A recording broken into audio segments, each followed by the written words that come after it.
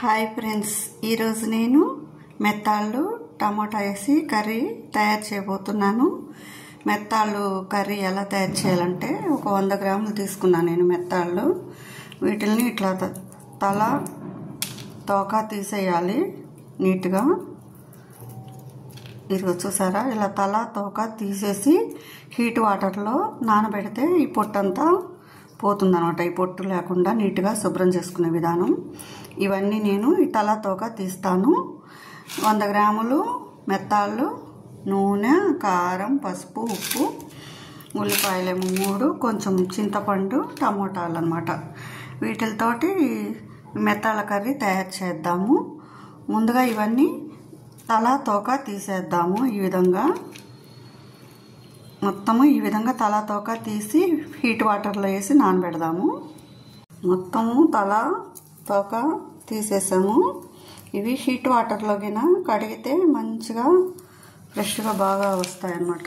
ఇలా స్టవ్ వెలిగించి హీట్ వాటర్లో వేసి నానబెట్టాలి. అప్పుడు పొట్టంతా పోయి నీట్గా వస్తాయి అన్నమాట. ఈ కాగిన నీళ్ళల్లో మనము ఇవి నానబెట్టాలి. స్టవ్ ఆపేసి నానబెడితే చక్కగా పొట్టంతా పోయి నీట్గా వస్తుంది. 2-3 సార్లు కడిగేదాము, నీట్గా వస్తాయి చేపలు. మంచిగా వేడి నీళ్ళు నానబెట్టి శుభ్రంగా 2-3 సార్లు కడిగితే పొట్టంతా పోయి మంచిగా వస్తాయండి మెత్తాళ్ళ చేపలు. ఎండు మెత్తాళ్ళు అంటారు.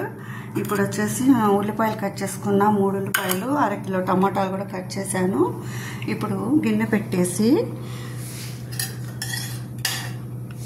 ఆయిల్, తగినంత ఆయిల్ వేద్దాము.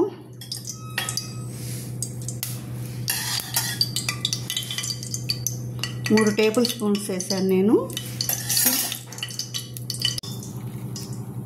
చింతపండు కూడా శుభ్రంగా కడిగి నానబెట్టాను నేను.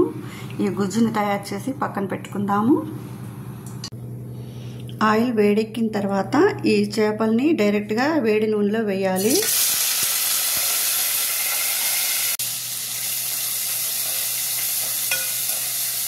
ఈ వేడి నూనెలో ఈ చేపలు వేస్తే చేపలు వాసన రాకుండా ఉంటాయన్నమాట. ఇప్పుడు వచ్చేసి ఈ ఉల్లిపాయలు యాడ్ చేద్దాము.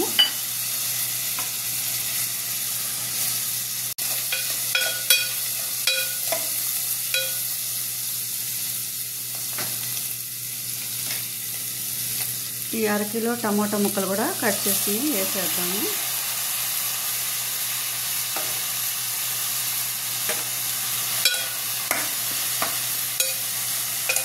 ఇవి బాగా మగ్గనిద్దాము. వాటర్ ఇప్పుడు పోయక్కర్లేదు, తర్వాత పోయొచ్చు. ఇప్పుడు వచ్చేసి సాల్ట్, కల్లుప్పు తగినంత వేస్తున్నా నేను. పసుపు 1/2 స్పూను,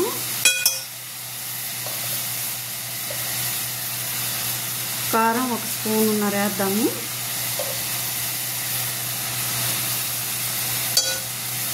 ఇవి బాగా కలిపెట్టి మూత పెట్టి సిమ్లో పెట్టి మగ్గనిద్దాము.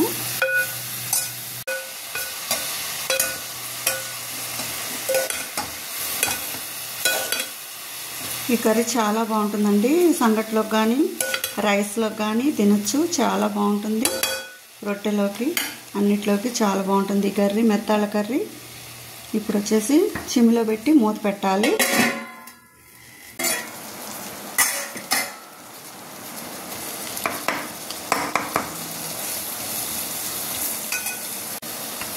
ఒక గ్లాస్ వాటర్ పోద్దాము సూప్ కోసం.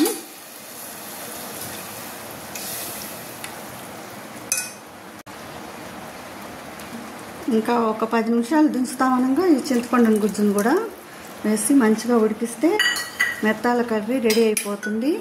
ఈ ప్రాసెస్లో చేశారంటే సంగట్లోకి కానీ రోటీలోకి కానీ అన్నంలోకి కానీ బాగుంటుంది.